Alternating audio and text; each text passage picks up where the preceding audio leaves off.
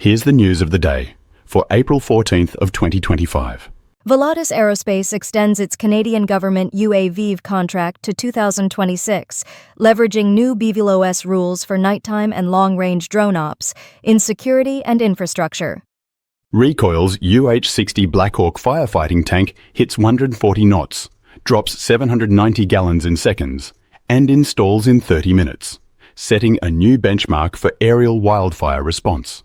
Eurotech's Vertical Flight Solutions gains FAA approval for lithium-ion batteries in Airbus H130 and H125 helicopters, offering 42.5 pounds weight savings and enhanced reliability for critical missions.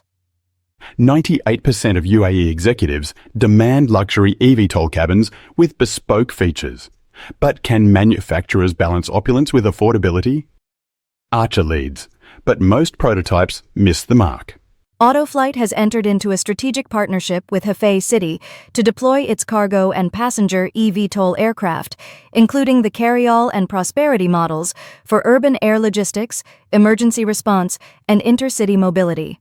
Japan's first domestically produced SAF, made from waste cooking oil by Cosmo Oil and Sapphire Sky Energy, has been certified under ISCC Corsia and ISCC EU standards.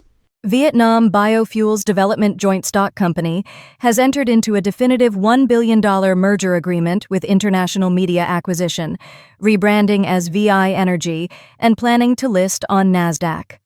Ash Creek bets on Camelina. New Seed, Tech Fuels SAF, and biodegradable plastics, backed by Montana State University licensing, and a 7,000-gallon SAF milestone. 22 European aviation stakeholders, including Norwegian Air Shuttle, SAS, DHL, Deutsche Aircraft, and Transport and Environment, have signed the Buda ESAF Declaration, committing to accelerate production. Fat Hopes and AmSpec have partnered to scale Asia's SAF production, aiming for 3.5 million metric tons annually by 2025 through optimized feedstock sourcing and rigorous certification processes. To learn more, follow us on YouTube, X, LinkedIn, Instagram, or visit us at avfoil.com/news.